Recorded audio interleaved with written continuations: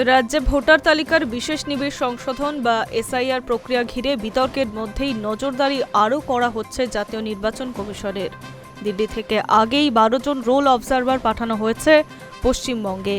তাদের পাশাপাশি বিশেষ রোল অবজারভার হিসেবে দায়িত্ব গ্রহণ করছেন সুব্রত গুপ্ত।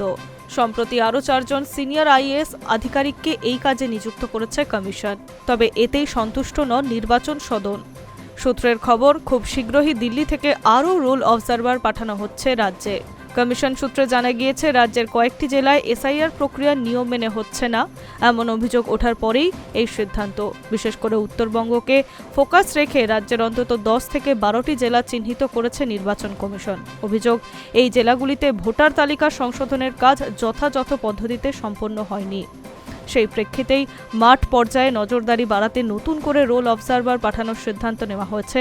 সূত্রের দাবি, বুধবারই ওই আধিকারিকরা বাংলায় পৌঁছতে পারেন।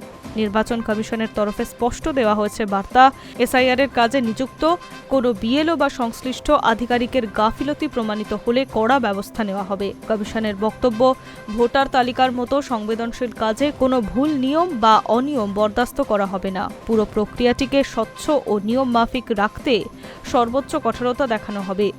এসআইআর ঘিরে রাজ্য প্রশাসনিক তৎপরতা যেমন বাড়ছে, তেমনি রাজনৈতিক চাপও ক্রমশ তীব্র হচ্ছে। নতুন রোল অবজারভারদের উপস্থিতিতে পরিস্থিতি কতটা নিয়ন্ত্রণে আসবে সেই দিকেই এখন নজর। Hi News network.